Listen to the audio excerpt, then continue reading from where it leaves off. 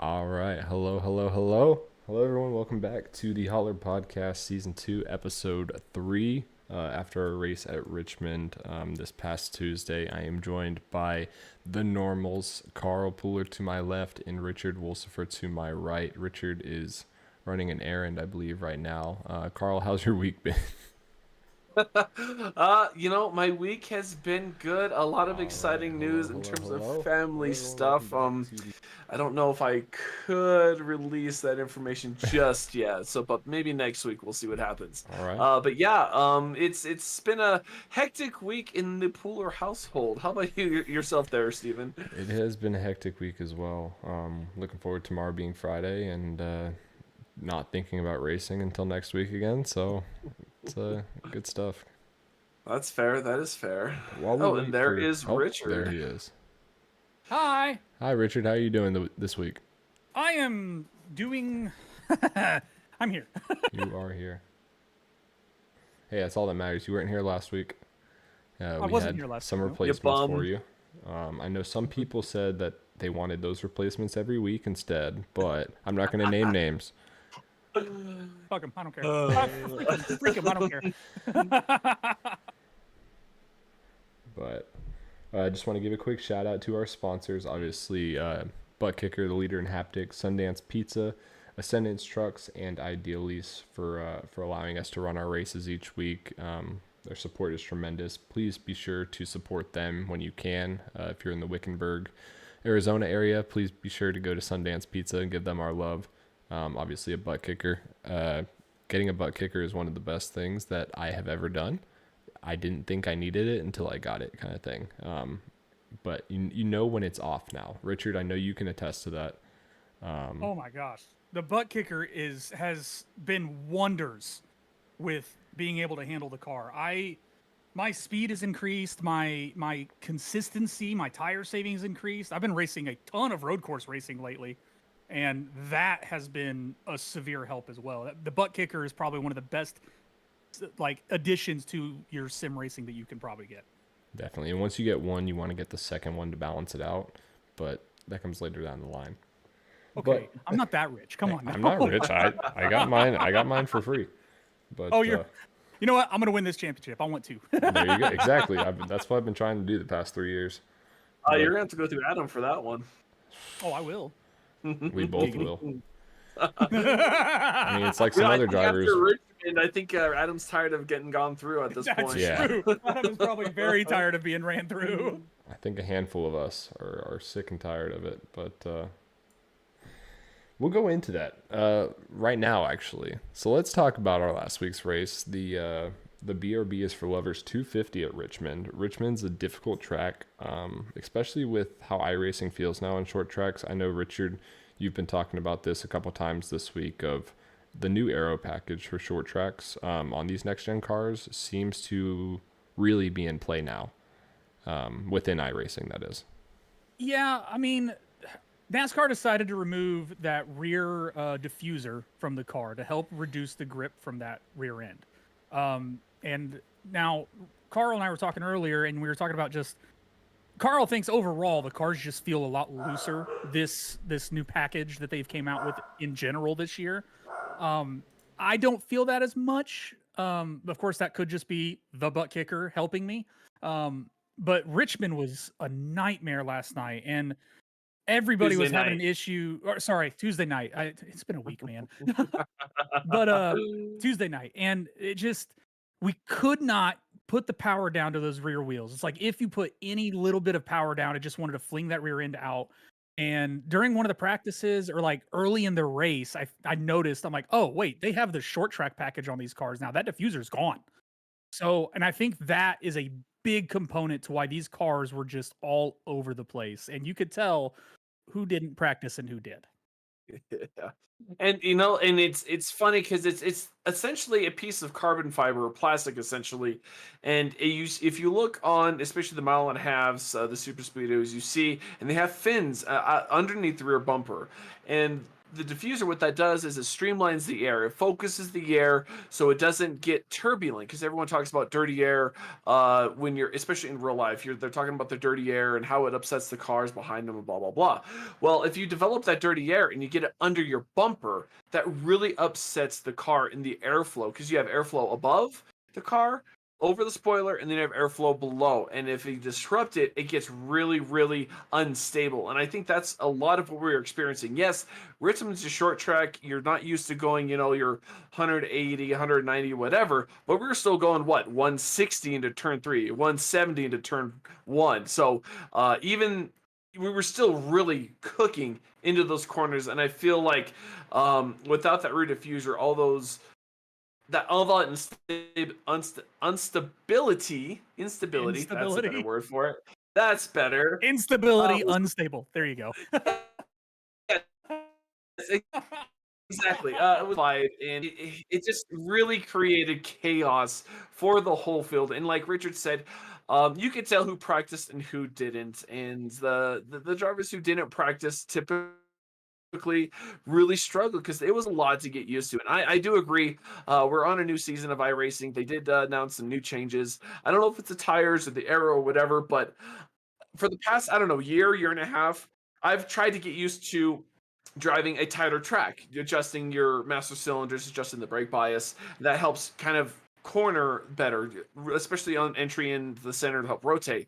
But now I feel like the car is so loose right now, and now I have to change my driving style. I have to change my adjustments, and that, for me personally, has really thrown a wrench into the work. So it's almost like having to drive a new car, and I'm struggling with.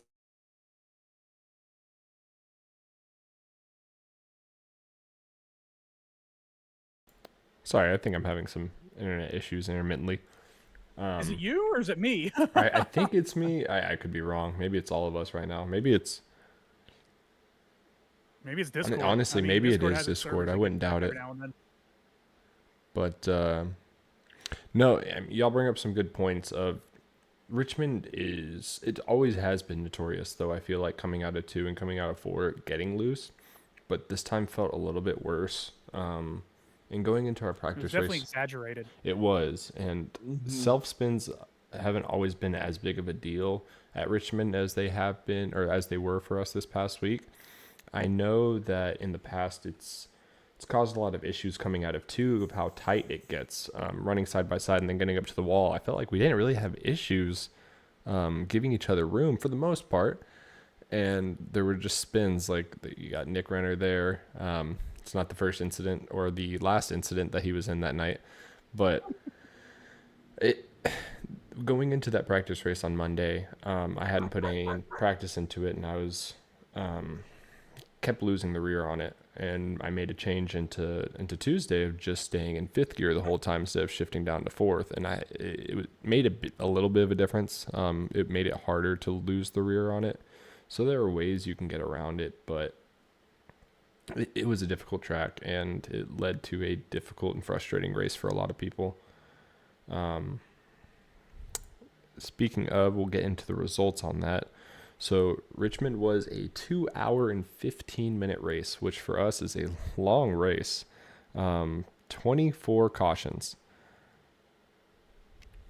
And that's one stage caution, because a yellow was brought out for the second stage, but that was actually a cause, and it's an incident. So 23 cautions for incident, 5 total lead changes. Jared Hughes comes away with his first win in the Butt Kicker Cup Series, which was awesome. Awesome to see.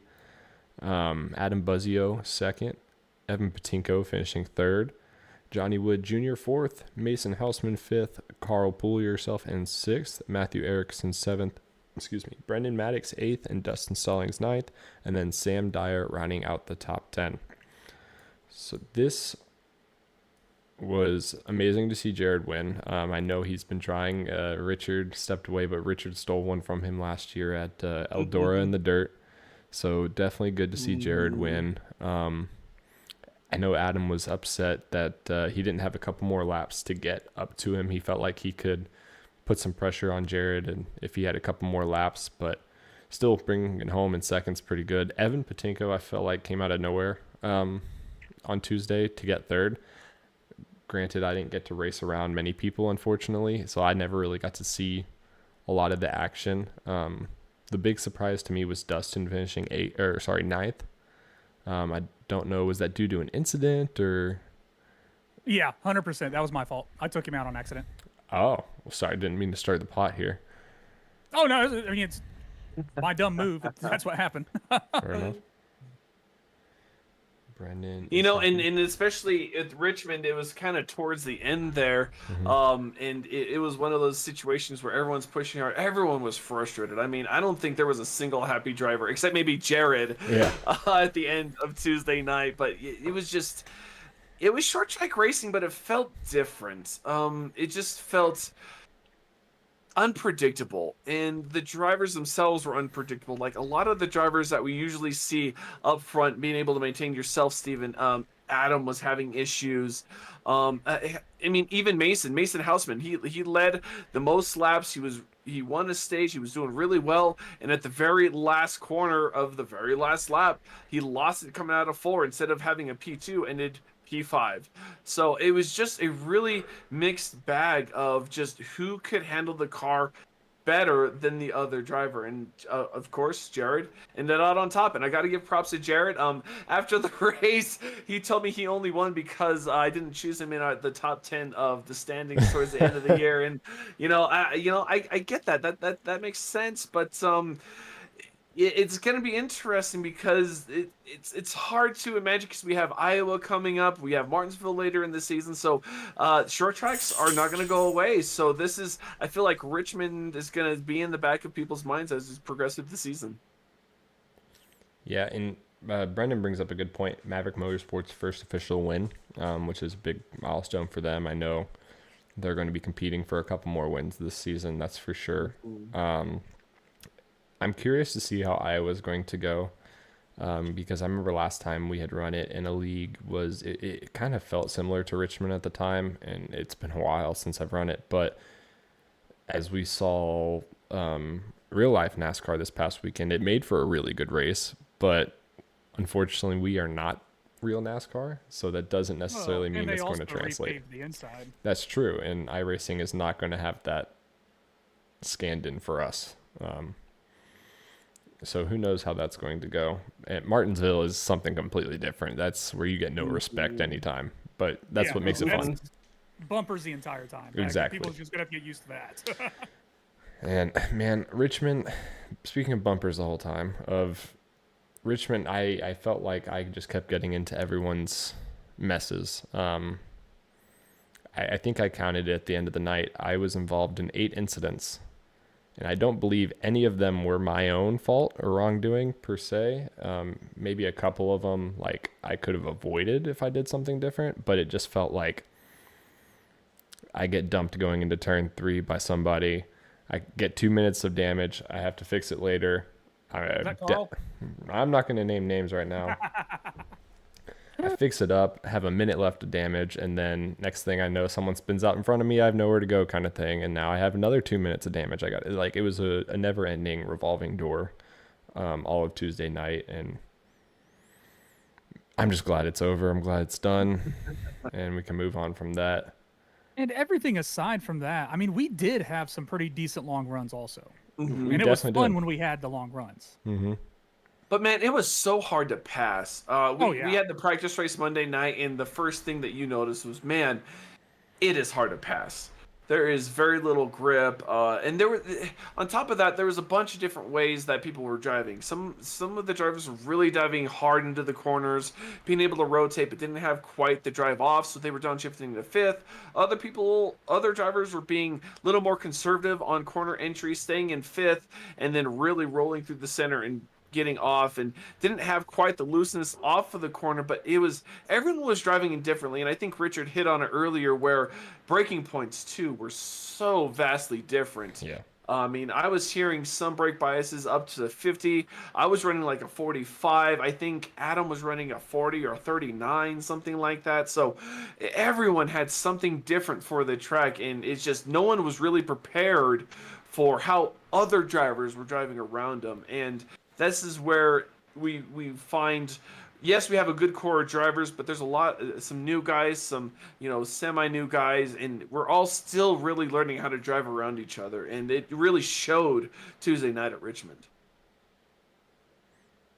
For sure. Is there anything else y'all want to touch on before we get into our meatball of the week from last week? Adam has not put out the team points, the average team That points. is a good point. So I'm a little curious about that. So Adam, I'm really curious to see what the team points show coming into Legacy Texas next week. Just looking at it, it looks like Maverick Motorsports, and then it's anyone's best guess after that. I know Maverick Motorsports looks like they won the race as a team, but yeah, I couldn't be sure. We'll definitely get that updated and sent out to everyone. Hopefully Adam's listening and not too busy practicing right now. But onto our meatball of the week. Richard, I want you to go ahead and start this week. Good, because I'm just picking myself. I am. I'm just picking myself. Two incidents. I mean, I don't remember the first EOL that I got. I really don't. But I know I got a pass through for running in the back of Adam.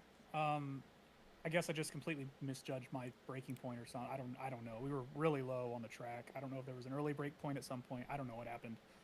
I was not in a good mood anyway, so it's like I didn't even go back and watch any of my wrecks because I just didn't care. I was just glad to be done. And then accidentally, I took out Dustin Stallings, late in the race, and that ended up being my third.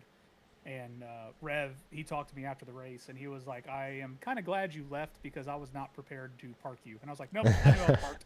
Oh, I had a meatball anyway, no fast repair, and I was too pissed off." I was like, "I was done."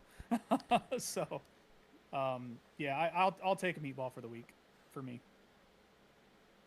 Carl, who are you thinking this week? My thought is myself as well. Honestly, for the most part, I feel like I ran a really good race after lap 29. The last thing, especially we mentioned the team points, barely a minute ago or so, and actually we're actually coming close to it here, and watching the replay. I think it's right here. But no, this so. is it is right there. Yep. There is my meatball of the week. That incident right there. And the last thing you want to do is wreck anyone, okay? But even worse than that is wrecking your own teammates, especially now we have team points, and track position was so important, so hard to pass, and the last thing you want to do is wreck the person you're trying to, race with and help and as an assistance. And right there, that's my meatball of the week because I was a bonehead move and did not was not prepared for the lockup, and I didn't practice that move in practice. So the whole race, I felt super bad about that. And I think I've apologized to Richard like 2 or 3 times for that incident on lap 28, 29. And I still feel really bad about it. So my meatball of the week goes to myself just for that moment because if I were a smart man, I would have definitely backed out of that move and not tried to make it like I did. So it's unfortunate that happened, and I feel really bad because I knew better. I knew I should have backed out of it, but we've talked about it before. Once you get comfortable racing other drivers and especially a teammate, Richard and I have raced each other for what, 2 years now almost. Yeah. I felt confident I was able to hang with it, and I know Richard had that trust in me, and I betrayed that trust. So I really messed up there. So my meatball of the week goes to myself. Well, I did not see that. I can't say, Carl, that ruined my race completely. I don't think it even set the tone for my race. It was very unfortunate. It's just all the other stuff in the back of the field is what kind of set the tone for my race. I feel that, and that was the start of my back of the field for the race as well, because during that incident was when I had to use my first fast repair, and then I had to claw my way back up the field. Once I got back up the field, I don't know, I got up to third or fourth, and then, the guy behind me just decided to use me as a brake and send me off into the wall and break a toe link, and when I already used my fast repair, couldn't do anything about it. So it's just a never-ending door of trying to repair it all night. And my meatball of the week is Nicholas Renner, y'all's teammate. Wow, Limitless just swept the meatball of the week. Let's Yeah, go. that- Meatball team of the week, Limitless Esports. I don't know if that's a At least we award got you want to one win. It's a win nonetheless. That's true. Hey, you know what? We gotta put our best foot forward somewhere, right? I mean, if that's what y'all want to do, y'all can keep going for that. Oh, But- I'm not saying that's what we want to do, but Exactly. I mean, on a really bad week, I'll take a win. Fair. The silver lining, right? But I mean, it's just. I don't get mad often at incidents during a race because I know most of the time they are genuinely an accident. But that one didn't even feel like an accident. Didn't feel like he really even attempted to slow down, kind of thing. So Nick, I owe you one back, and expect it to be coming when you least expect it. That's all I can say. So. That is that. Yes, Brendan, you did not get a meatball this week, surprisingly. I'm sure if we had some other people on the show Hold this on. week. I will say this: he's got an honorary meatball because those restarts were shit. Oh man, straight out. Sorry, I'm gonna call that out now. Your restarts were shit, dude. Although I'm not I gonna was lie, shoving people to get you to move. You were not moving, and it was pissing me off. it was remarkable. I was behind Brendan a couple times on those restarts, and I'm just like, dude, go, go, go, and I'm just push, push, push. And I was starting in second because first I tended, if I started in first, I tend to spin those tires. So I was being safe and starting in second, still getting on Brendan's bumper, like go, go, go, and there was no go. So Well, officially, oh, yeah, man. you got no meatball. That's just you're the honorary because Honorary I hate meatball of the week. You don't want to ruin his streak, right? You want to make sure he keeps that. Well, in second gear worked for restarts for me, and the few times that I was in restarts that actually mattered. I mean, like if you timed it right, you can still make it work. It was just part starting of at first, it was just a very quick shift. Like it was like Yes. quick shift. it. And most of the time, I feel like starting in first and doing the quick shift is almost never really worth it. The risk is not worth the reward there, but it can happen. Well, and then on top of that, especially if you're in second place on the inside at Richmond, it's just really hard to time that because you want to be on pace with the leader. You don't want to miss anything, and if you miss it by even half a second, you all of a sudden think, oh, I need to get on the throttle. I need to go, and then you spin those tires. Then next thing you know, you're spinning out or causing a whole stack up on the inside because you're trying not to control that tire or trying not to lose control at that point. So that's another thing. It's just the second place restarts for me personally are just so difficult. I'd rather start third. I'd rather start third. I couldn't agree anymore. Restarting second is the hardest job to do unless you choose to restart behind the leader, which you have the option.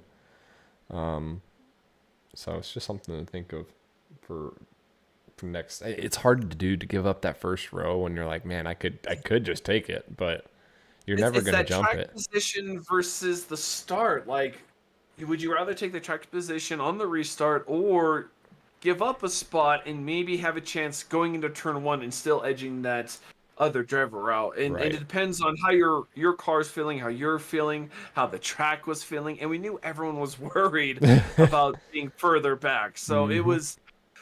Man, Richmond was just a bag of snakes. It was hard to get a hold of. It was incredibly difficult, and once again, I am glad to be gone from Richmond. Virginia has no place in my heart right now.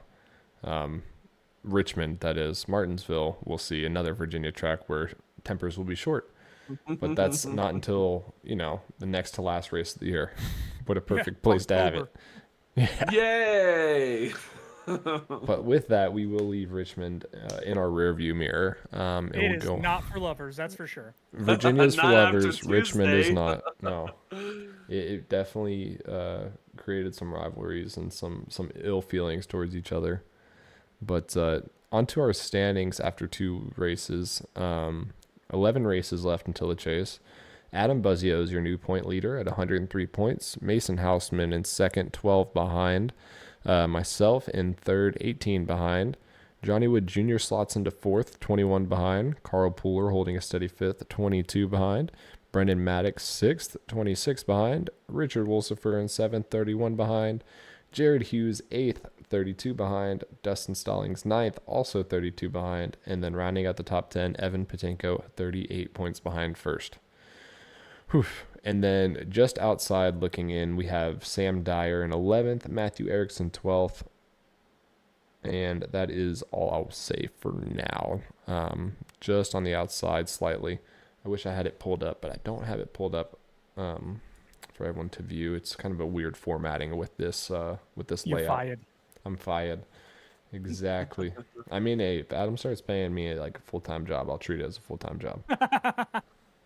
But You know, I got to give a shout out to Sam Dyer. He stuck it out. I think he was caught up early, but he stuck it out, was able to really, I don't know if he took his fast repair early and kept working on it or didn't, but Sam Dyer was able to really stick it out, finish 10th place, take advantage of the incidents everyone was having. So good job on Sam Dyer. To stay in there really and just keep chugging away at Richmond. That was hard for a lot of people, yeah, but it's good to see people really stick with it. And I think really, besides critical damage, most of the drivers that started ended up finishing that race, and that was really good to see that no one really quit unless they had to.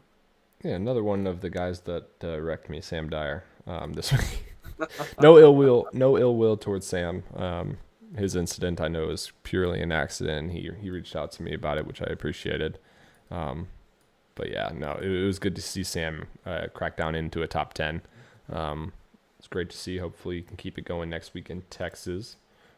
Speaking of next week in Texas, we are at Legacy, Texas. So no current new Texas that put on a great next-gen race while I was there in April. We are to the Legacy, Texas, would put on great races growing up as a child. That sounded weird. As a kid, more so. But no, Legacy, Texas. I mean, both 1 and 2 and 3 and 4 are banked at the same. I believe it's around 24 degrees, so we don't have this weird flat 1 and 2 and a normal 3 and 4.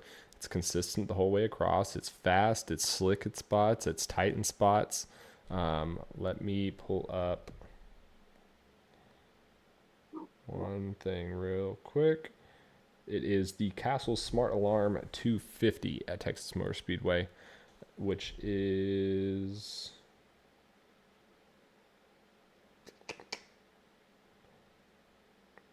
165 laps, 40 laps stage 1, 40 laps stage 2, and then 85 laps stage 3.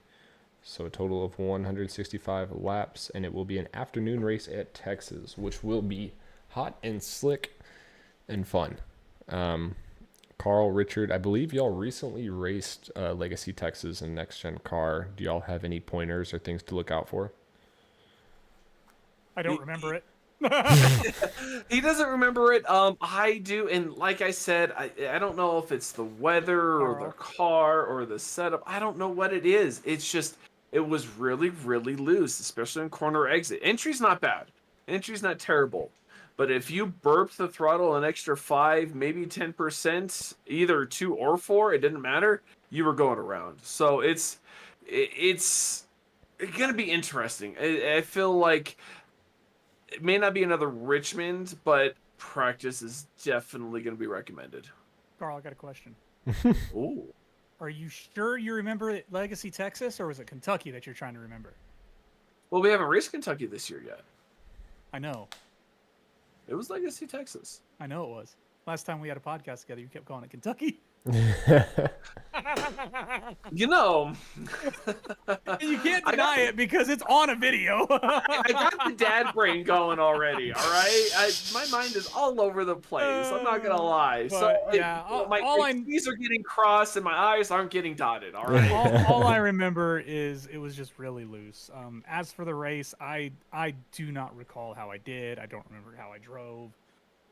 Heck, I don't even know if I even started the race. I don't even remember. I really don't. I mean, I probably didn't even qualify for the race. I don't even remember how many drivers we had for that race. So Carl, do you remember tire being a big issue at all? Yes.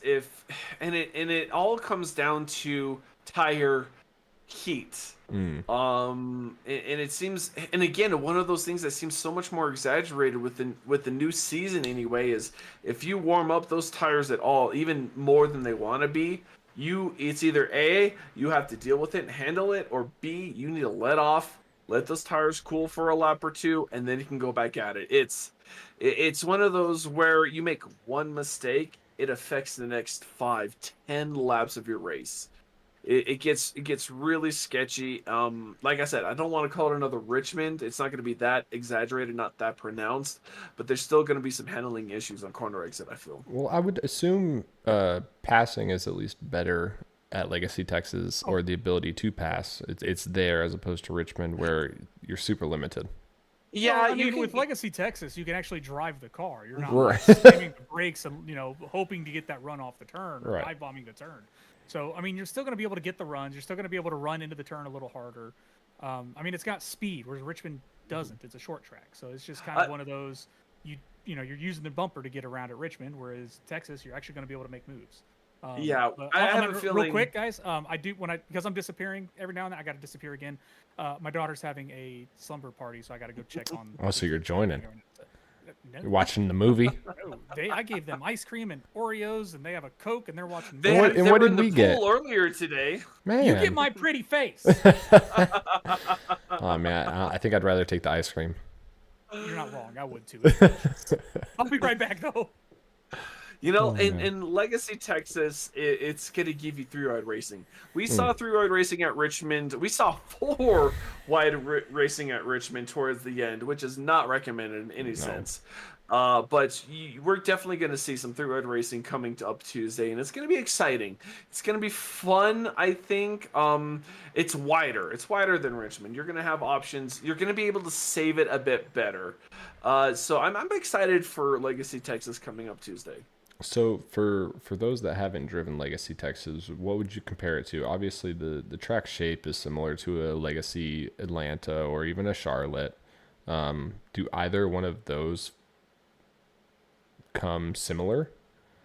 Actually, this may be a shock, but I'm actually going to compare it to Vegas. Okay. With the heat and the way the sun beat down on it, the way some of especially turn 4 and turn 1, I feel are much more like Vegas. It's going to be where the entry is not going to be too incredibly important, but it's going to be so easy to overdrive the entries, so easy to burn up that right front, and then to counteract that, you're going to want to burp the throttle, get it loose, and then you're going to burn up those rear tires. And one thing I noticed is, I don't know if it's just me, but when I get loose, it's not the right rear that heats up, it's the left rear. It's my inside rear tire that starts to get warm, and I think that maybe contribute to some of the inconsistencies that I feel in the car, because it doesn't make sense to me why the inside tire would burn up more than the right side. I have some theories on that, but that's, in my mind, a lot of math, and it could get a little complicated. My theory is just because you're turning in and over throttling. So when you're over throttling, it's shifting the load to the left, and that's why the rear end is kicking out.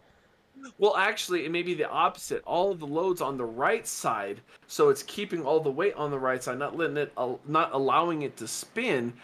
But with that displacement of weight and all that pressure, it's lifting the left rear up and allowing that just a little more spin on the left rear tire.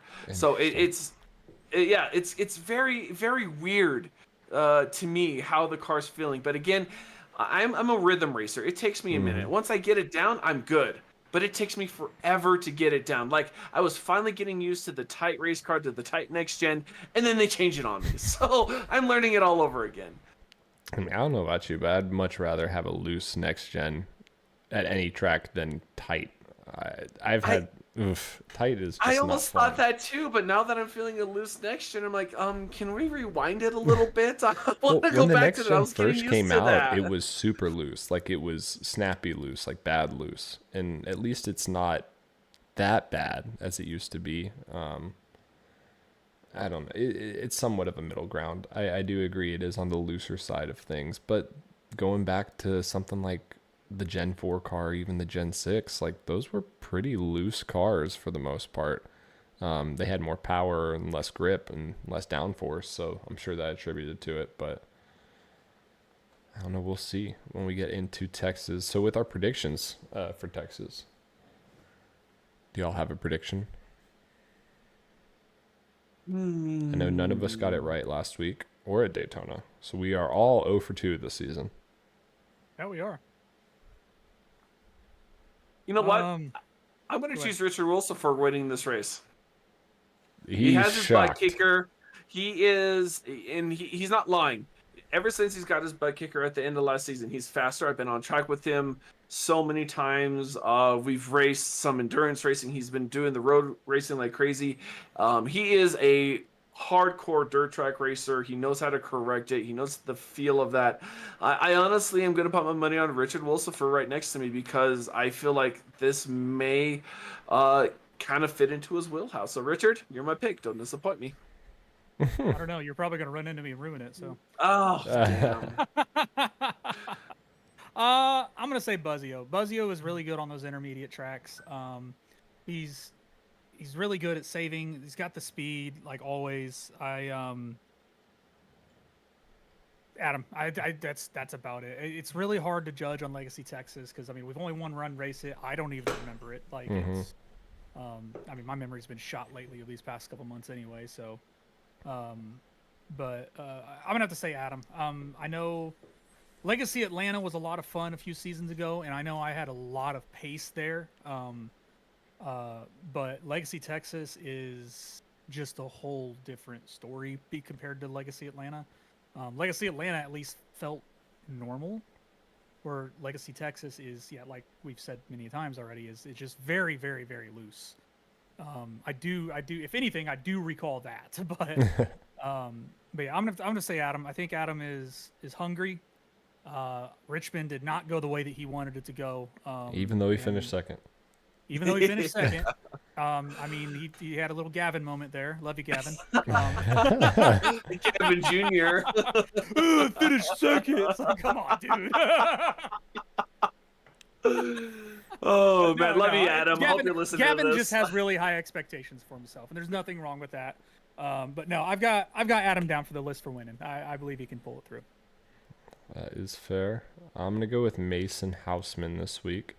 From my memory of Mason, he's always been a good driver at any kind of track, intermediates especially. I always think back to Charlotte, racing with him and in previous leagues, and he was always near the top, and he found out how to save his tires while being fast. He would be toe to toe with Gavin a lot of the time, I feel like. So I feel like he's already in the practice session before I even got on to get ready in the podcast, and I believe he's still in there looking at things over. Give Mason 30 minutes in practice, and he's going to be fine. So that's I'm not who I would go saying with. he's updating us on his times, but he's updating us on his times. I'm sure he is. And you know, he's been a kind of That's a pleasant insider surprise information. You're not getting it. Times Yeah. only mean so much, though, because the track is so different at different times. Exactly. Yeah. Once it rubbers up and everything. But, you know, Mason has been a very pleasant surprise coming into this season. He's been, even he admitted Not to us, laughing it's at like, Mason. Sorry, I watched our broadcast there. you know, even he admitted to us, like, he doesn't know the car. He's out of practice. He's been at college. He doesn't have a sim in his dorm. So he's been really trying to relearn some of this. Oh my God, I can't believe I missed Adam there. But anyway, it's been fun to watch Mason. He's in the year or two he's been out. He's really matured in how he takes his races. In fact, he was really upset with himself spinning out of turn 4 in the last lap. He was like, man, I had second place. You know, he was really beating himself up. It's like, dude, the fact that you're in that spot and you made that mistake, that's one thing you need to fix. Everything else, you almost ran a flawless race at Richmond. So he's right now got to focus on some of the small things, but Mason is a great pick. No, and you brought up a good point of Mason. Of the Mason I knew a year or two ago was, I mean, he was a kid. He was a talented kid, but he was a kid. He is someone I can put up close, not quite to the same level of Gavin Rogers in skill, but he has potential to get there. However, he was very hot-headed and would drive in over his head. And from what I've seen from him these past 2 weeks, has he's come a long way in his maturity from a year in college and whatnot. I don't know what the case is. Maybe he found a girlfriend that's what's keeping him in check. I don't know what the case is, but whatever it is, it's working, and I'm really proud to see, not even just as a driver how he's developed it, but even as just a person. Mason, so Carl reached out to me before the season started, and he said that Mason wanted to join Limitless. And I'm gonna be honest, like when Carl asked me that, I was honestly not looking at adding any more drivers to our team at the moment, because I was just like, due to Limitless is not just like an iRacing team for the leagues; it's like a whole organization. And like Limitless has a Rocket League team that went to Worlds last year. Like they went to Germany and played in the World Championship last year from Limitless. Get me it's added. freaking awesome. Yeah, right. So I'm trying to help build a better image, because it was kind of by a few people for the Limitless iRacing side, because I'm trying to get more support from them as well. Because I mean, it's a lot of fun. iRacing is. It's a lot of fun to watch. It's a lot of, just a whole bunch of stuff with it. But so I talked to Mason and everything, and I told him, I was like, look, I have a goal if you want to join Limitless. And I think that's what Mason needed. I told Mason, if he wants to run the Limitless, he can run with us, but I want him to push himself to try and be a part of the eNASCAR Collegiate Series. And he's going to be doing that. He's going to be doing the time trials. He's going to be doing all the qualification stuff to get up to and qualify for a potential collegiate series entry. I told him, we'd help him with the setups. We'll help him with, learning tracks, crew chiefing, spotting, whatever he needs. And I think that is what has helped also kind of focus what he needs to do. Because, yeah, like Carl said, he didn't race basically at all last season. I think he raced, Talladega, and that was it. So he is out of practice. And yet, look at the speed this guy is showing. Like and even in the chat with us, like he's calm. He's not freaking out. Like he's nothing. He's not getting mad at anybody. He just keeps beating himself up because he's like, oh, spun myself out. I was like, dude, it happens. It's all good. Happens to all of us. So, but he's doing wonderful. He's doing what he needs to do, and it's great to see him develop the skills that I think if Gavin were to come back as a full-timer or whatnot, I think Mason and Gavin next season could be a phenomenal combative two. Oh man, that would be a knockdown, brawl-out battle to the finish between the two of them. And we've recently seen how Gavin likes to throw that car around, so that would be definitely fun to see. Man, he keeps winning. Doesn't matter where he is, he will just keep winning. And Gavin, don't let that get to your head. You still have a lot of work to do. I like Rev here in the YouTube chat. I like how he chose Johnny Wood. And one thing that I kept seeing was a number 75 throughout my windshield.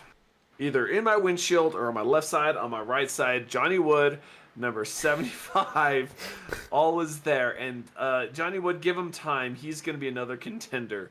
Johnny Wood at Texas could be very fun to see. Yeah, and I don't... Go ahead, Richard. Nah, you're fine. Johnny Wood has been very impressive. He showed up to pretty much all of our recruitment races.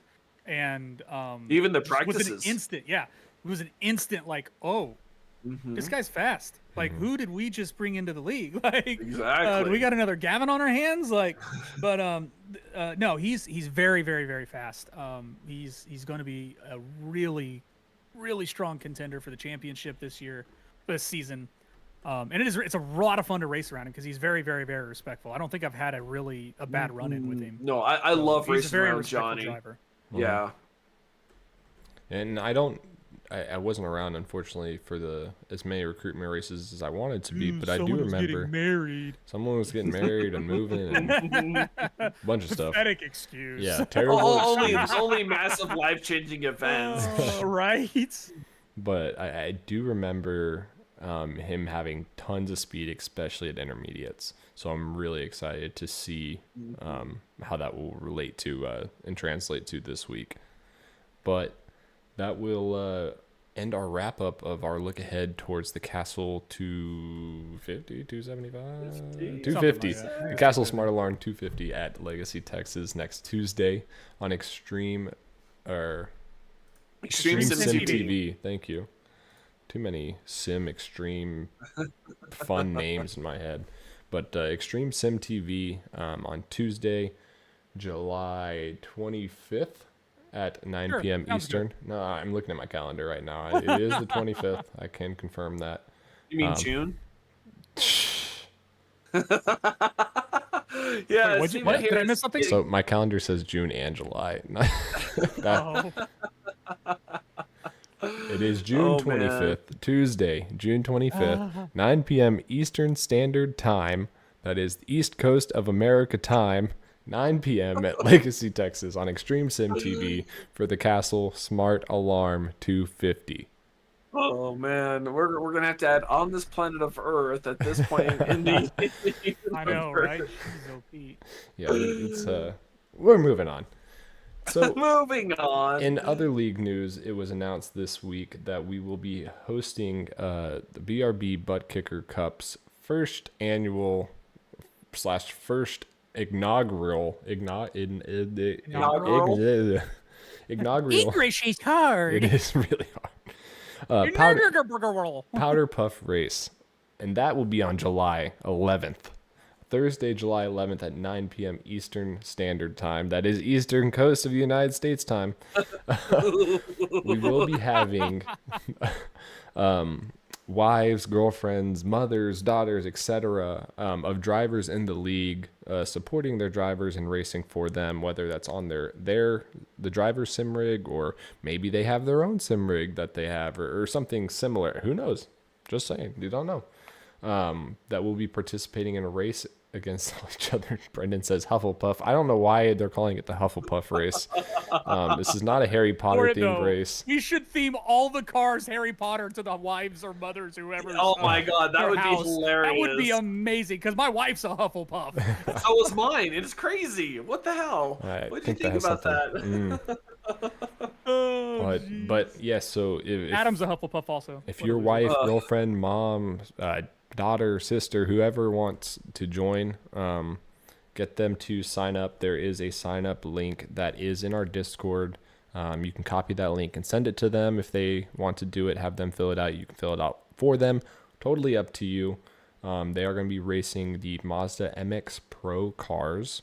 So they're a little two-door sports car with no roof at Bristol Motor Speedway. The laps haven't been confirmed yet of how long the race will be. However, I can assure you from our testing session this past week, it is going to be a blast to watch. It is so much fun.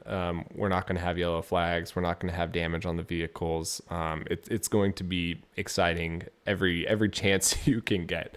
And it will be broadcasted in-house by the BRB Racing League. Carl, Richard, I don't know if that's something y'all want to team up on.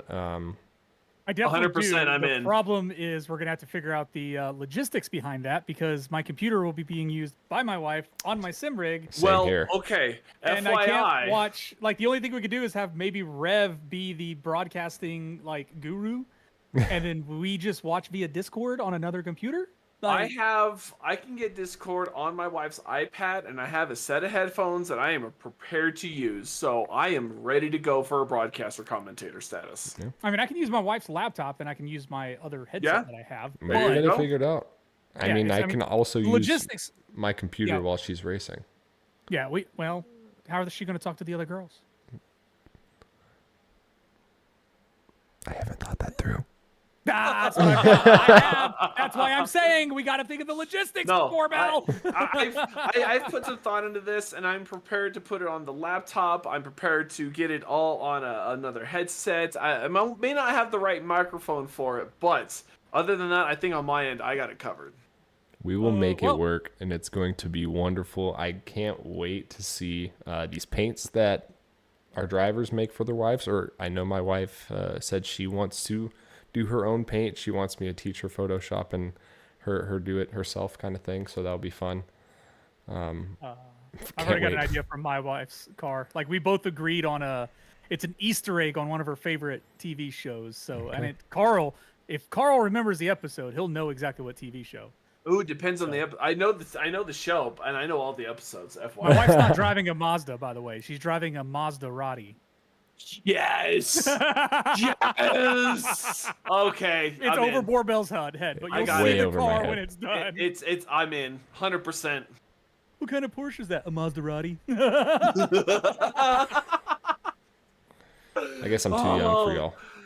No, it's actually within It's actually your your time also, frame. man. Oh goodness. It's fine. It's just it's one of those unknown gems that I feel like It is a very it's not unknown, but I feel people don't watch it because it's an animated movie show. It is, but I feel like once you get people into it, they can't help but watch it. Oh, it's so hilarious. good. It's so so good. I'm not giving away because I want to show Nope, the nope, scheme or it's whatnot, secrets. But, Yeah, but no, that's I fine. knew Carl would appreciate it if I said it. So Not familiar with it, but yes. Oh, So man. if your wife, your mother, your daughter, your sister, etc., if you have a woman in your life that wants to participate, please send them the entry form or fill it out for them, and we will see. Well, let's y'all. also add that it's not going to Yeah, cost okay. any money. No, it's 100% It's free. not going to do anything. Just bring them in. Let's all get them to race, and let's just Let's all have have fun. Yeah. and Exactly. we will be. I think we will be broadcasting that on the Holler Podcast YouTube. I think that's the only. Yeah, option that is for- the plan. Yeah. Yeah. So yeah, that's going to be a blast. Also, Gavin Rogers' mom. If you are watching our podcast, Gavin is Is going to it- ask you to race, and we require that. Whoop, whoop, So Is it his mom or his grandma? Because I know Donna. Is it he was his going to ask. grandma? He was going to ask his mom. Oh, okay, okay. So, but I mean, if his grandma wants to come, I mean, we over can get also, them both. That would be awesome. Oh, both would be great. I'm sure Gavin has enough sim equipment where he can make it work for both. Right. But no, I really want to see a good turnout here. I know we have. I think I had checked yesterday, and we had 6 people signed up so far. 6 already? 6 already Ooh, on That the is, nice. that is first awesome. day. I'm actually impressed. So I can pull that up real quick. That's actually really exciting that people That is are really excited cool. about that. Yes. Holy cow, you have like a strobe light going off because you're flipping through screens. Oh, sorry. So yes, it's still at 6. Let's see. Yep. Got 6 drivers signed up, and hopefully more to come. If we can get more drivers this race than we have in our typical races, that would be wonderful to see. That would be a feat. That would be fantastic. If what? If we get more drivers to show up for the powder puff than our actual league, Exactly. I would be salty. I would be salty as hell. I mean, I would be excited, but I'd be like, what the hell are all you guys doing in the league that you got your wives Yep. to race and not you? Like, Hey, we can see who shows up and who we can pick on for not showing up for our regular Tuesday night race. Oh, yeah. So, there's that. But the only rule for this race is husbands, whoever you are who in the league, you are not allowed to take control at any time. That is forbidden, and it will probably be pretty obvious if you decide to take control. Don't want to to take a shot at anyone, but I know my wife Ashley is getting really pumped and ready, and actually is really hoping to get some practice in this week. yes, So, I highly recommend getting some practice in, because I will say the Mazdas do have a little bit more kick on the wheel than the Cup car does, and there are times that you can actually hurt yourself. So get them used to that. Get them in a practice session. I'm gonna Or- turn down the force feedback. of Or a be direct aware to do drive. that. Yes, be aware to turn it down or get them prepared ahead of time. We don't want anyone getting injured. So yeah, that is that. Really excited about that. If you have any questions, reach out to me, and I'd be happy to answer them for you. But did I miss anything league-wise? Oh, did we Oh. talk about what next Tuesday is? Next Tuesday is the first race of our BRB bonus brawl. Did we just think of the same thing at the same time? We did. I You think we you did. reminded Oh, me. let's go! Yes, you reminded me, because I had that point up, but got rid of it when I was flipping through tabs. So yeah, guys. I guess I'll talk about it again a little bit since I kind of formulated. This is Rich's brainchild. It is. I thought kind of like what the Cubs doing this year for the midseason championship. Sort of, they're doing a playoff format, but like I kind of took the idea from the Xfinity's Dash for Cash, but I turned it into like a mid-season tournament. It's going to help get more excitement for us in the middle of the season. Going to give broadcasts more to talk about because I know talking about things in the race can be a little monotonous sometimes. So giving them something else to kind of throw out there is going to be nice. But no, I'm excited. The bonus brawl starts next week, guys. It's a very simplified point system. Top 10 finishers of the bonus brawl participants are going to score points. At the end of the 3 races, which is Texas, Iowa, and Chicagoland, is that that's right? Yeah. So Texas, Iowa, Chicagoland, at the end of those 3 races, whoever accumulated the most points gets the entire pot of money from everyone that chipped in, plus any bonus money that was added on top of that, which I do believe the pot is up to $160-ish. So that is a huge payday, man, for just a $5 entry fee. Like, that's awesome. And I'm excited for it. I hope you guys are excited for it. Don't forget to put your bonus brawl decals on your cars. Don't forget, only have them for the bonus brawl races also. So only Texas, Iowa, and Chicagoland. So whenever we leave Texas, put your regular ones back on, et cetera, et cetera. But I'm excited for it. I was actually not expecting basically the entire league to join. That blew me away when Adam gave me the list. I'm like, I'm sorry, what? We have 16 drivers wanting to do this? Oh, so it's huge. That was impressive, guys. I really do appreciate that. And again, hoping next season we can expand it to a little more. It probably won't be like a huge payday once, but we might have more chances for more people to win. So I have some ideas and, going to reach out to some people for a potential sponsorship for it. And yeah, no, I just appreciate everybody that wanted to participate in it. It's going to be a blast. It's going to be fun to see like a mid-season championship brawl kind of thing. So we definitely brainstormed that idea for a while, and the bonus brawl just kind of fit with BRB. So yes, I'm glad it stuck, and I'm excited to do it, and hopefully it works out, and we can keep growing on that going forward.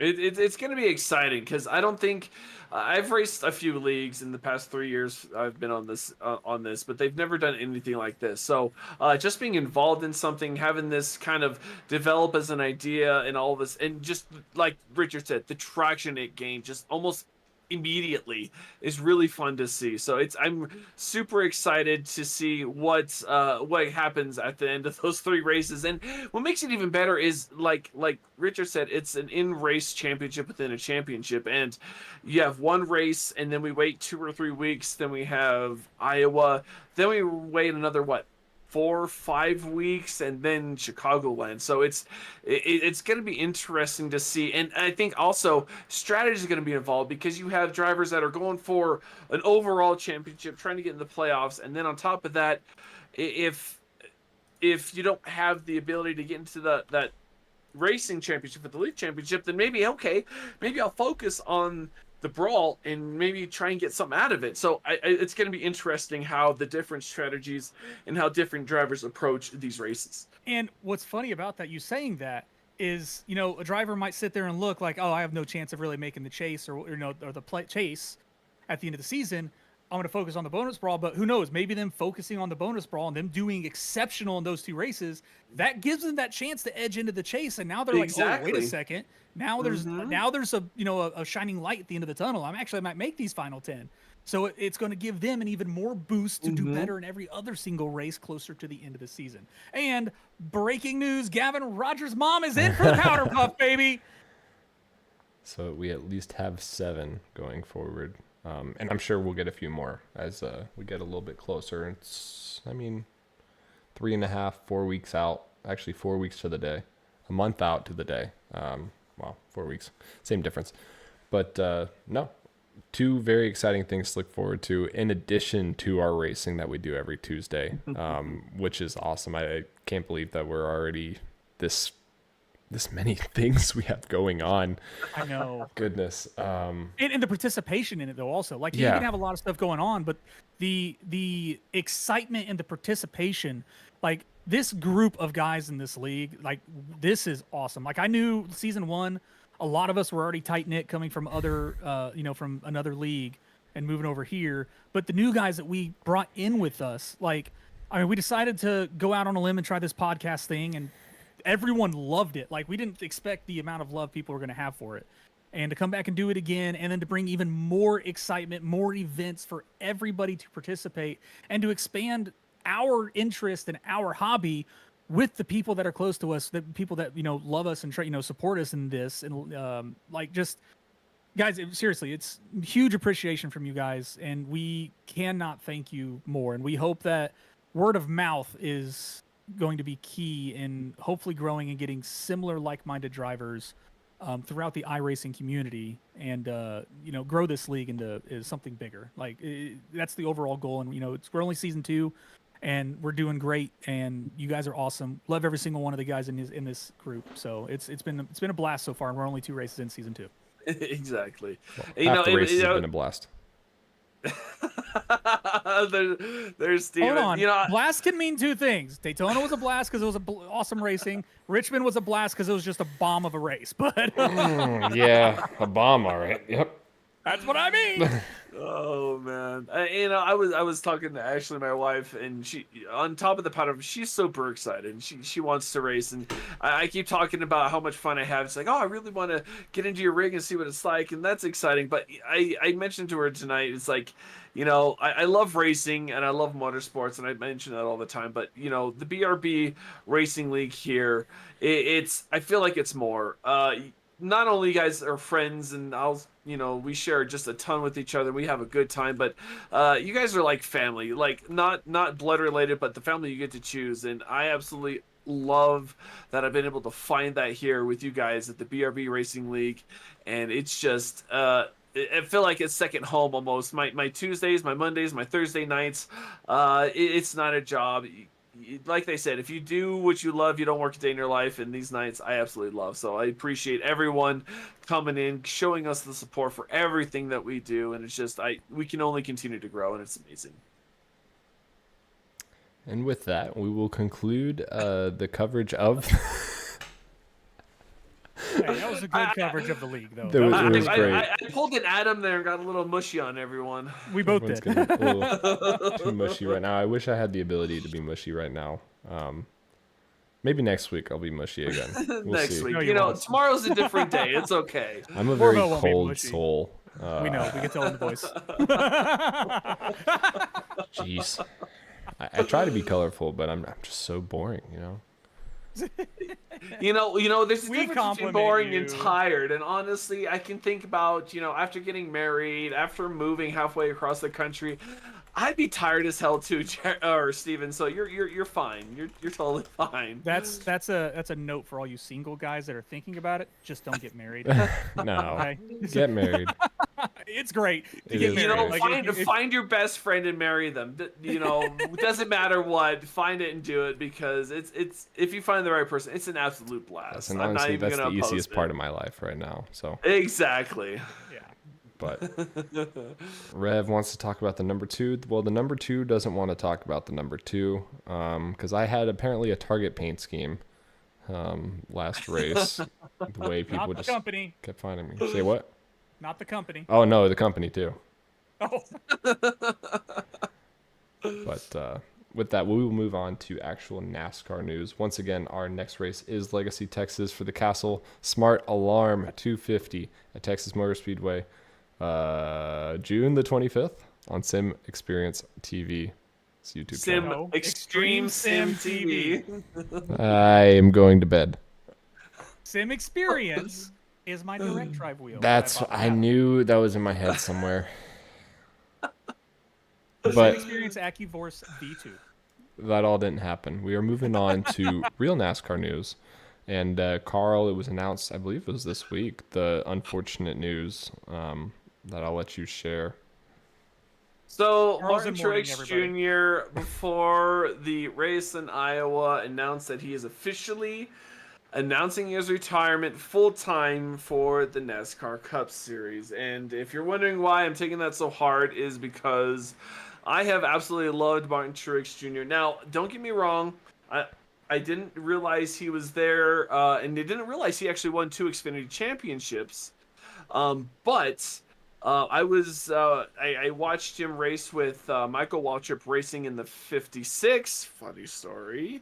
Was it the 56? Yep. I think it was the Yeah. 56. was So I 56. remember that. Spingate. And I was a fan with him when he raced for Furniture Racing here in my beloved state of Colorado, the Centennial State, up in Denver. And now he's announced his retirement. But I think overall it's a good move for him. He's going to get to focus more on what he really likes to do, not really what he's forced to do. I think his love of racing is still there. It's just the way NASCAR has changed over the past few years, and just the changes from going from a small team to a big team, and back and forth. It's a heartbreaker for sure, but I'm super excited to see what the future holds for him. In fact, Denny Hamlin comes out and says, not I don't think a day after his retirement announcement, says, you know what? If he wants to run the Daytona 500, I will build the car for him. And if you look at it, he's won the Southern 500. He's won the Coke 600. The Daytona 500 is really the only crown jewel he hasn't won. So if he were to come back next season just for a one-off race for the Daytona 500 and wins it, he can put that feather in his cap and be done. And it's a bittersweet moment, but I'm excited for what the future holds for Martin Truex Jr. I wouldn't get too ahead of ourselves there. That seems like a very difficult task to do, of just winning a Daytona 500 in an extra car for a team that That's isn't all. normally That's normally all. have the car. It took what, Dale Sr. 20 tries before he finally won the 500, And he he's the wasn't in winningest an driver extra at Daytona. car. Like, But let's Yeah. also look at. He's the winningest driver at Daytona, and he never But- won the 500 except But once. let's also look at how many drivers have won their first and only race at Daytona. So Daytona is Daytona. Yeah, look and at Trevor it is, Bayne. who? It's ridiculous what Daytona Exactly. can do. So who knows? Now I mean, shoot, Trevor Bayne won the mention. 500. Trevor Bayne won the 500 just like out of nowhere, and like he's nowhere to be seen now. Like I will mention that he almost had it. Like what, 5-6 years ago, and guess who beat him by The 5 guy that's going to thousandths of build him a second? car.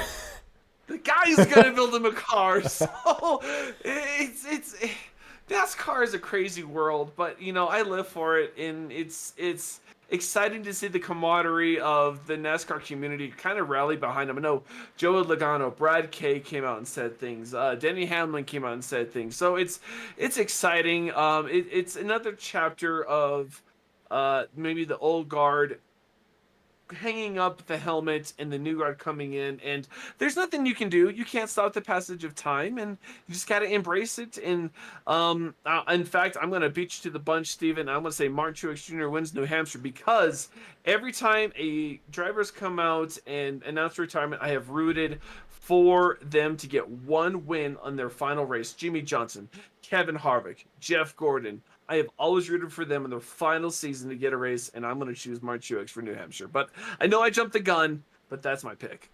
Well, and that's if we even have a race this weekend. I know weather reports have come out, and it's supposed to rain from Friday through Tuesday or Wednesday out in New Hampshire. So if that is the case, don't know how that's going to work out.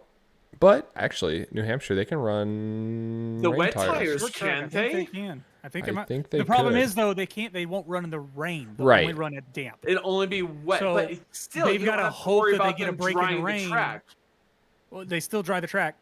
Yeah, quick good night Not to as Rev. much. Good night, Rev. We love you. Good night, Rev. Hey, No, adios, Rev. they still dry the track. It takes them less time because they don't have Right. to dry it completely. They could race They on it will like not Charlotte race. was. Yeah, they will not race if it's wet. They will only race if it's damp. But That is New one thing Hampshire that a does lot not of people have have complained lights. about. That's still in their corner pocket, though. So maybe it's not all hope lost. We still need to keep an eye on it, but there's still a chance. Well, maybe Martin Monday will return one more time this year. Oh yeah, baby, I'm in for it.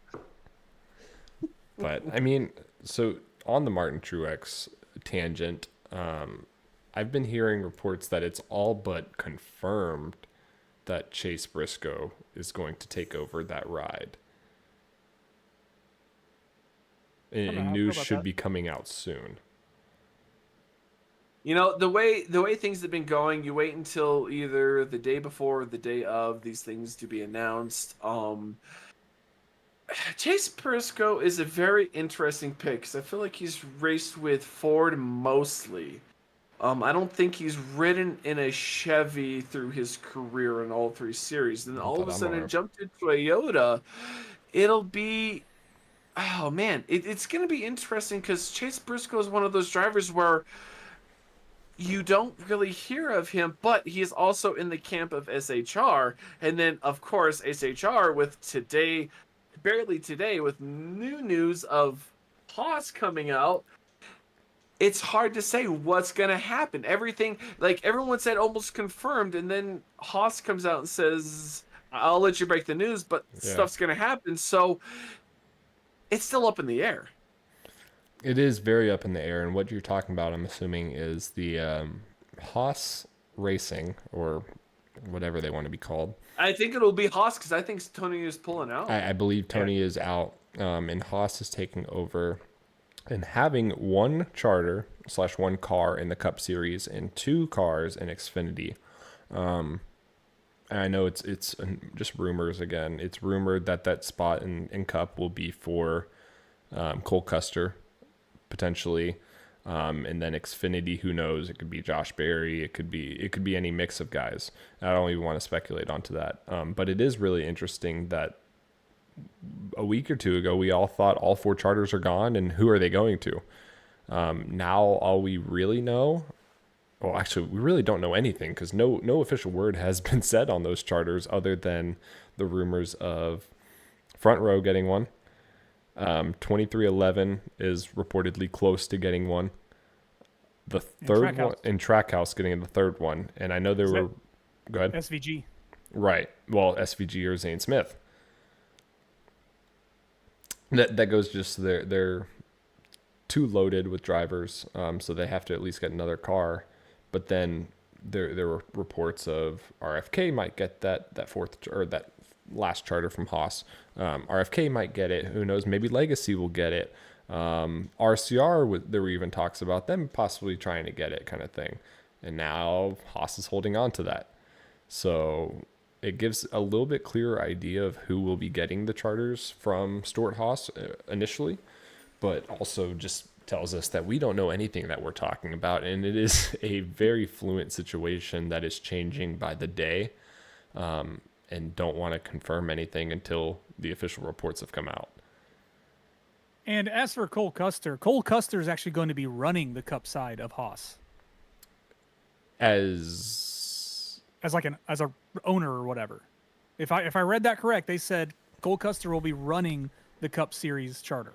From what I understood is that his father, I don't know what his dad's name, because I know his dad is a bigwig within Haas.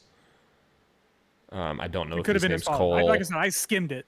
I just know that was the whole reason that I don't want to say that Cole Custer was gifted this ride in the first place with Stuart Haas, but that's why he was placed in the Cup, and then they nurtured him in Xfinity because his dad, and they have the backing of Haas, the relationship there. So here it is. Cole Custer is the son of Joe Custer, the team president of Stuart Haas Racing. So if Haas is holding a charter, it's almost guaranteed that Cole Custer is going to be running that car. Yeah. And be backed by Haas Tooling, most likely. Yeah. Because I know Haas Machining. Or Machining, because I know he's had a great relationship with them, even in Xfinity, other than Andy's Frozen Custard, which if he can get a full-time ride with Andy's Frozen Custard, I mean, I'd be all down for it. I'd be the Cole Custer fan. I think that's perfect marketing. But it is. Yeah. Custard. They have Andy's does this awesome thing where they have I don't know if y'all have Andy's Frozen Custard out by y'all, but they had a couple in Dallas, and the Xfinity race in Texas was always the Andy's Frozen Custard 300 or whatever. And whoever is the Andy's Custard driver always has their own custard flavor when you go to the ice cream shop. And I forgot what his was called. It was called the Custer something, obviously. But I mean, you have AJ Allmendinger, you had Cole Custer, and there was one other one. They were all great. But again, if he runs that scheme 24/7, then I will be a Cole Custer fan. If not, I mean, how competitive is Haas really going to even be with one car? You could argue that it focuses all their attention on one car, but it also seems like they really don't care. Well, let's look at their F1 program. They're always scraping at the bottom of the barrel. Like, they haven't had any real success for 3-4 years now. I mean, Haas, yes, he wants to focus more, but whatever he's doing, it's not right. They have no speed in anything they seem to be able to try and do, and something needs to change. And I understand Gene Haas is trying to change up some of the ownership, change up some of the dynamics, change up some of the focus, but right now, nothing is working for Haas. I think Haas is in damage control mode, and when it was announced that SHR was closing, Gene, once again, damage control mode. Oh, no, we're not going to close all of it. Right. We're going to keep one car open. We're going to do some Xfinity stuff, blah, blah, blah. But you got to find success. Personally, if I were Gene Haas, I'd find one discipline, one series. Focus on that right now. You know, look at JRM, Junior Motorsports. They have found a ton of success in Xfinity. Now, given everything with Teresa and everything going on with the Cup Series, you say whatever have you. Okay, sure, he hasn't expanded, but he has found a niche in Xfinity Series where he's successful. And I think Gene needs to focus what he wants to do. You can't have all these resources spread out through all these disciplines and expect to have success like he is, because it's just not there. I think he needs to maybe compress, maybe consolidate all the resources he has, focus on one, maybe two disciplines, and go from there. But that's the issue for me. I think for Gene Haas, like, I think he actually, we were talking about it sort of in the chat earlier, that like he's wanting to keep it basically for sponsoring his own company, Haas Machining. That's why he's wanting to do it. I think, honestly, in a perfect world, I think this right here would be the best thing that would benefit so many people. I think Haas should leave F1, focus on NASCAR, hear me out, sell his F1 team to Andretti. That'll get Andretti into F1, and Haas can sponsor Andretti, and then he can focus all his motorsports skills into NASCAR and build that Haas NASCAR team up. Because the Xfinity group isn't bad with SHR. They've just been struggling really hard in the Cup Series. Well, see, Chevy's been wanting to try and get in their toes into F1 anyway. So can you imagine a combination Haas-Chevy into, say, NASCAR or something like that? Maybe consolidate their stuff. I'm sorry, Andretti and Chevy, get them all together, put them in F1, drop Haas down. But maybe that is a best case scenario for all parties involved, because that gives the Andretti name, that opens a couple of teams for F1, that puts Haas maybe focused on Cup and Xfinity, and gets everyone kind of focused on what they need to focus on, and therefore everyone's happy. That's not a bad plan. And that still allows Haas to sponsor F1, keep his name on a car with Andretti's name. That's going to just not only expand his viewership already, because it's Andretti, a legendary name in motorsports in general, which is baffling that F1 won't let them in. So, like, Andretti by Haas Formula One team. Haas moves Haas Motorsports, or whatever that he wants to call it here for NASCAR, to Chevy. So now you have the GM powered team with Andretti, because they're bringing Cadillac to F1 when they can. That, in a perfect world, I think that's what needs to happen. Will it? Probably not. Well, yeah, and then Haas becomes what, the fifth Chevy team, like in the pecking order. I mean, I get that. Chevy is very, very heavy in the NASCAR side right now, but I mean, what, Chevy's offering something probably that Ford's not, or the Toyota's not. I don't know. Well, I don't know. Let's go from Chevy. I mean, I think we broke this earlier. Maybe this may have even been the last season of the Polar podcast. But Chevy's pulling away from their manufacturer-supported endurance teams.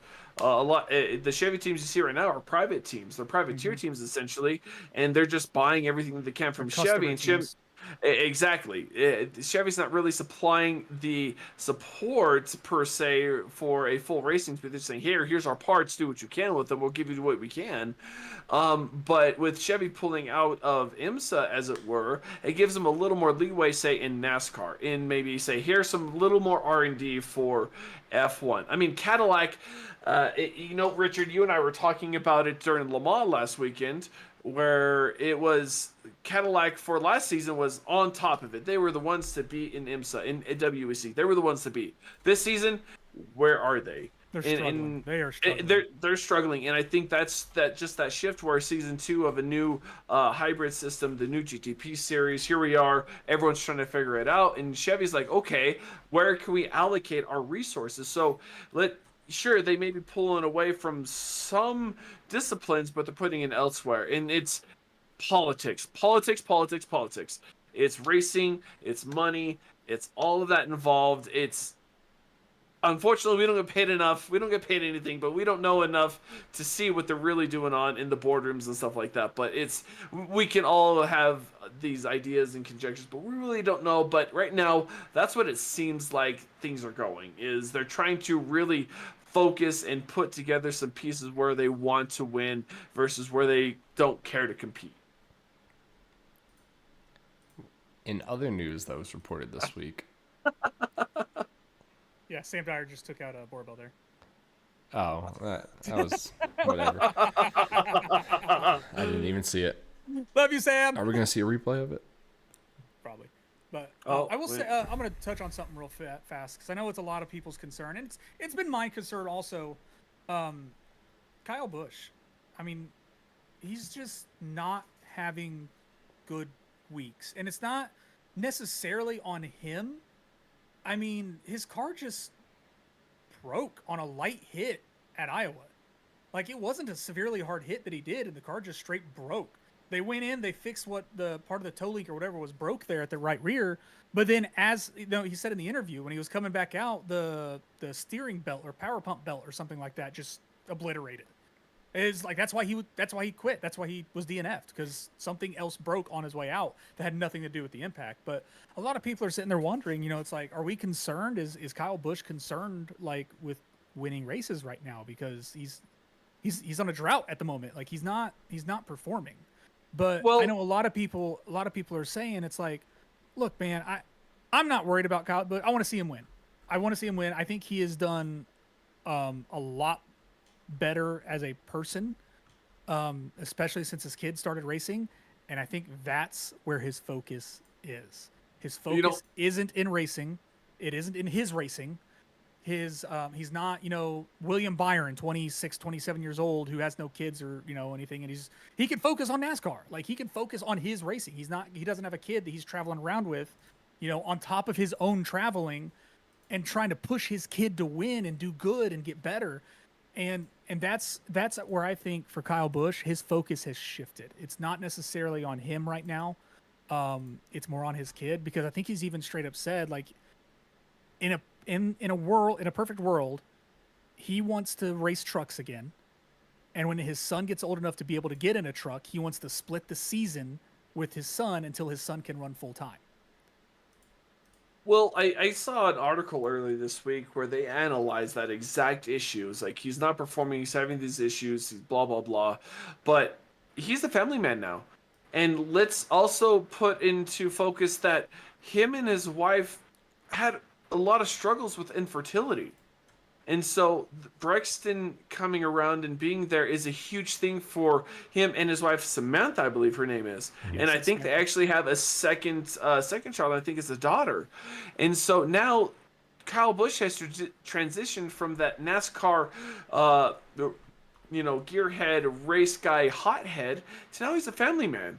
And like you mentioned, he's focused on the family side of things, and he's not as focused on the race side. Let's look at Kevin Harvick. In fact, his wife posted this week where this is the first time in like 20-some years that she's been able to sit.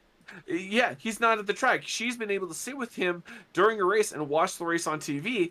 And now all the focus is on Keelan.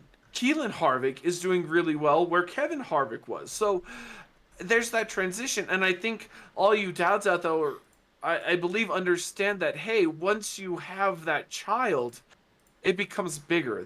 Your focus shifts, and I'm going through that right now. My wife is pregnant. We're expecting a baby at the either end of the year and next year, and we're 11, 12 weeks in, and my focus has already shifted.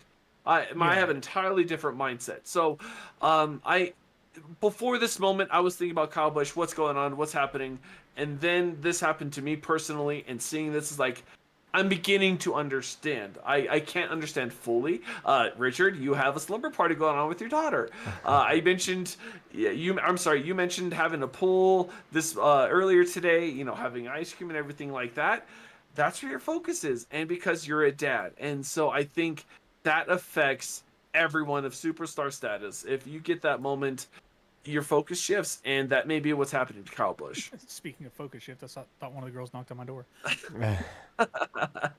But yeah, I think Kyle Busch's focus has shifted, and you know, like Matt Erickson said, RCR is not a quality team anymore, and it's not. I mean, when Granddaddy brought his grandson into the league or into the Cup Series, and he did good in Xfinity, he's not performing in Cup. Like he's not doing good. He's not performing, and he hasn't been. No. And it's sad to see the number 3 not performing. Like, it really is. But no, I think Busch. I don't think we're that two again. Yeah, right. A loser. But no, I think his focus has shifted to his kid, and I think that's the right thing. And his wife Samantha, she is a wonderful person. Back in 2012, I don't know if I've told a lot of people this, but I actually rode in the truck at the Daytona 500 for driver introductions with Kyle Busch, which at the time I did not like Kyle Busch. I did not like his attitude or anything like that. But we're sitting in the truck, like it was funny because we're all sitting in the trucks, like waiting to see what driver we're getting. I'm like counting the trucks, like who am I getting? Who am I getting? I was one truck away from Dale Jr., by the way. It's unfortunate. I was a little salty about that, but then I saw Kyle Busch. I'm like, son of a, really? This is who I get? And I'm just like, whatever. Now, I'm in uniform. I'm in uniform representing the U.S. Navy. And I'm sitting there waving to the crowd and everything like that, and they're booing. It is like they are booing as we're driving down the tri-oval, dude. I'm just like, this is so uncomfortable. Like, I'm in military uniform getting booed. And I kind of stop, and I look at Kyle. I'm like, that happens a lot, doesn't it? And he goes, there's 42 other drivers out there, man. I can't make all the fans happy. And I was like, that's a fair statement. I was like, that's fair. But we got off the truck or whatnot, and his wife was waiting there by the car because I got to stand by the car and hold the American flag next to the car with him and the crew and everything. And she's lovely. Like arrogant Kyle Busch back in 2012 and her, polar opposite people, man. She is a wonderful person. I never knew you got to do that. That's really cool. I did.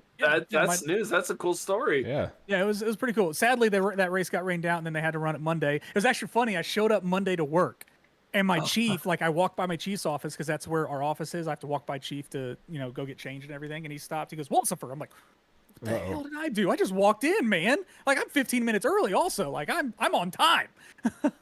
So I was like, "Yeah, chief, what's up?" He goes, "Why are you here?" I'm like, "It's Monday morning.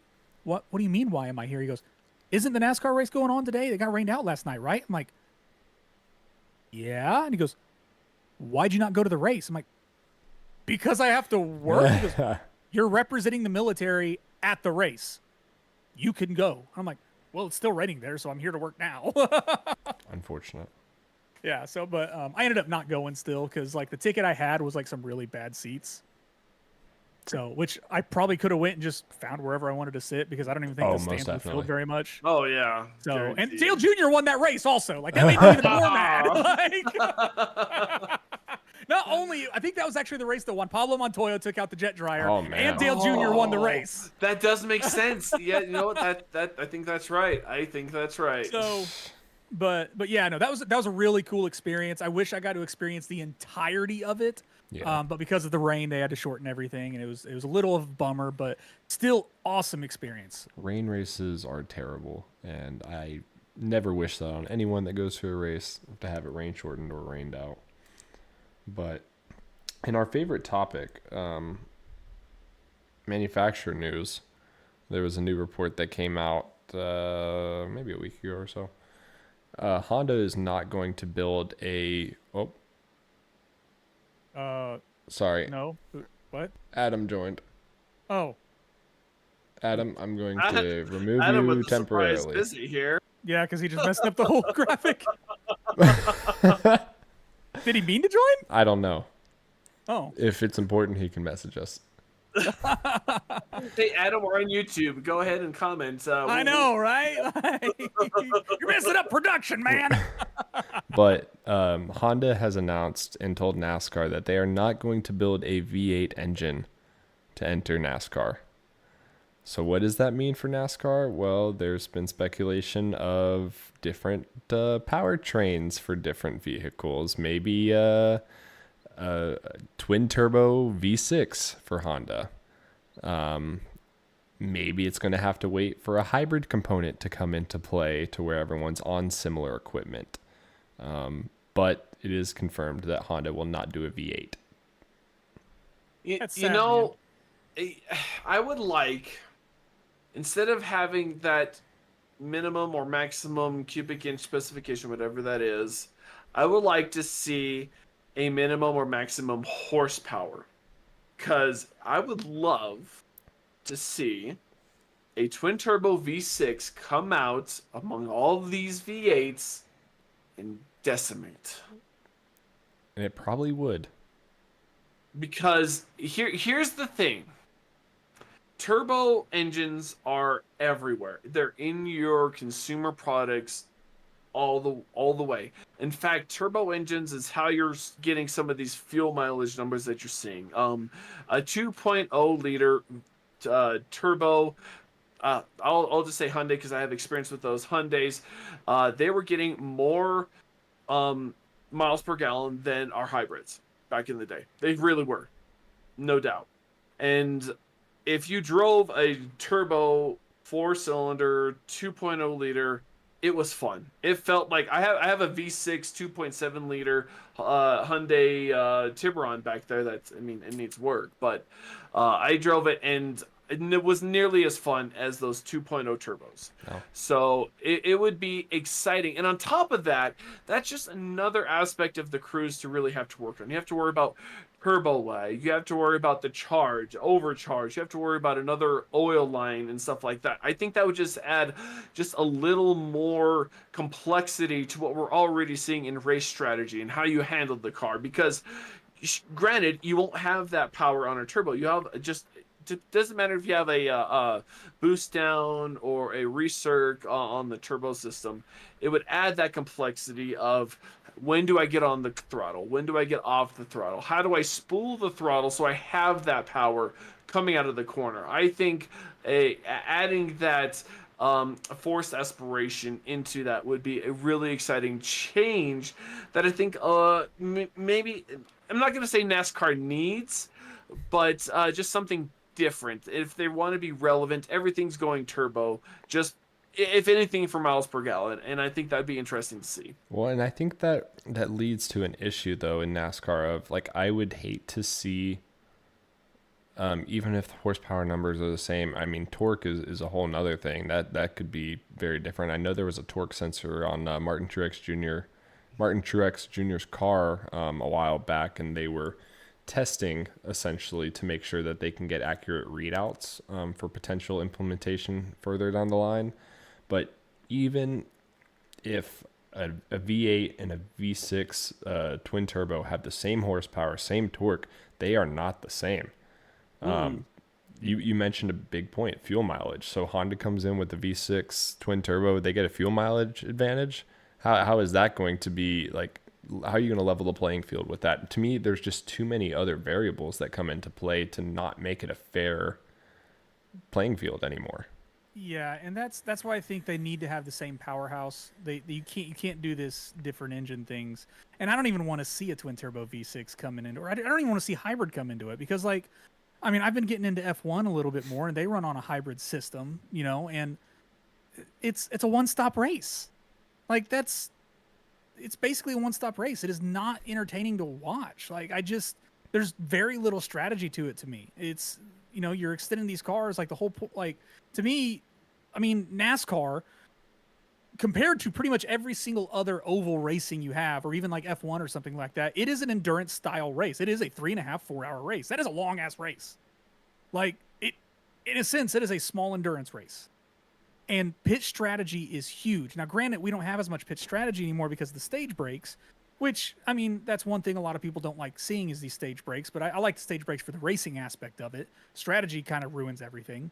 But, like, you make something that's going to give us better fuel mileage now. Like, the only thing you could do to combat that now is a smaller fuel tank to make them have to pit, because we want that. We want the pit strategy. We want the green flag pits. We want them to have a race off pit road or onto pit road, however you do it. That's part of strategy. I love the strategy aspect behind NASCAR. It's more than just driving in circles. Well, you also have like putting a smaller, that's good, putting a smaller fuel tank, you're going to completely offset the balance of the car now.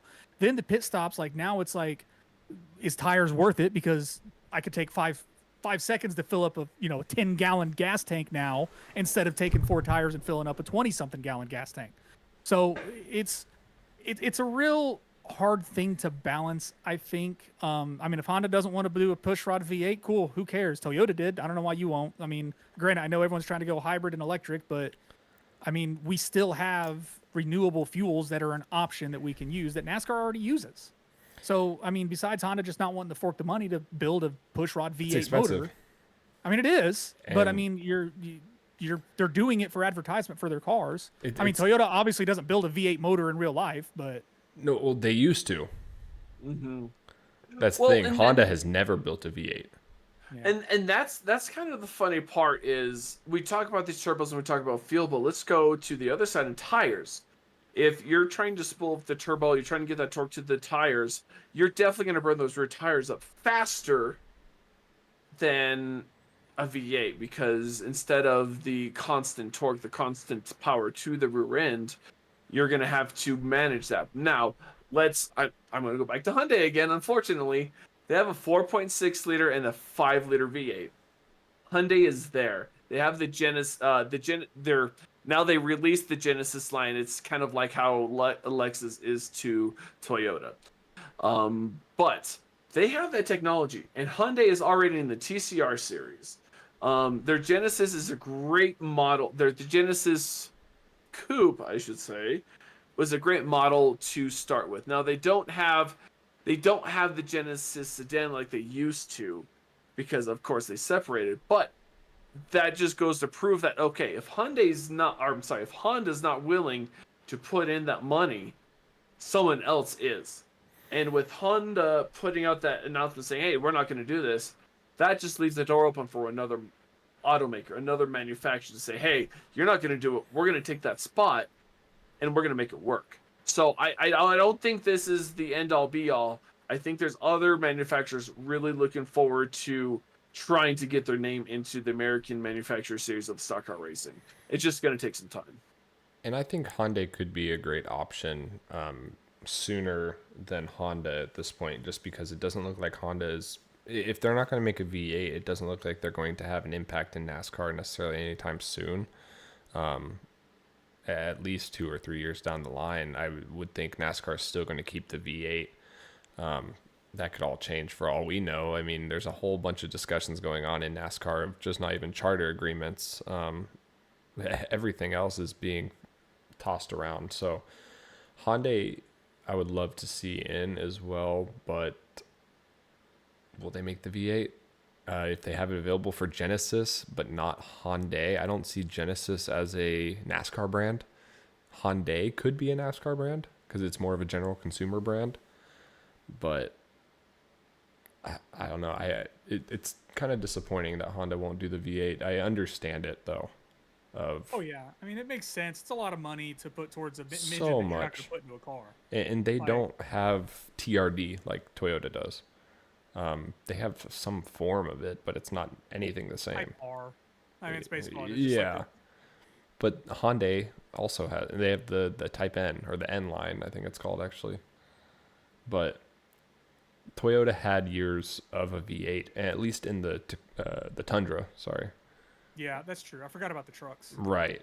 Whereas Honda's Ridgeline had only had a V6. V6. Yeah, I don't even know if it's still a V6. I would think it is, but I really Might just can't. be a turboed 4 now. I Might wouldn't just- doubt it. And that's what Honda is special at. But I mean, specializes even a in. lot of the American manufactured trucks now, they're not even wanting to make V8s anymore. They're making No. turbo D6s. Of course, and there's no need to make the V8s well, they were cracked down on fuel economy reasons and it's cheaper to do a 6-cylinder with a turbo.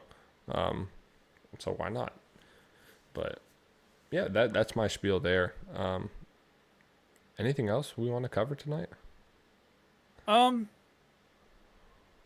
mean, just that one thing that I shared that I thought was really cool. On Facebook, I saw for all of you that got like the Metaverse VR headset or whatever.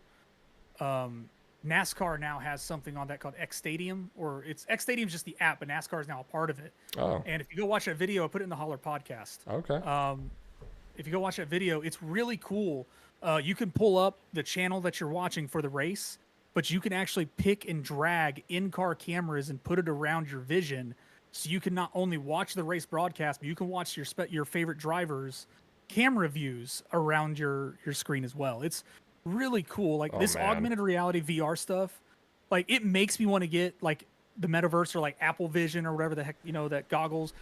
It's really cool technology. I think that's really awesome. And Like, it's all in live Will my time. Quest work? It is. It's a lifetime.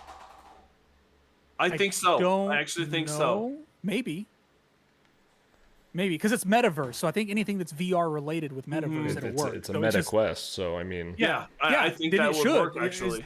If as long as you have the X Stadium app, you can do that. huh? So I'll have to and look into that. and it's really cool because I can sit there. My wife can sit there and watch TV, and I can sit in the same room with her now and just be like, I'm gonna watch NASCAR on this. Yeah. Like, And not have to hog the TV.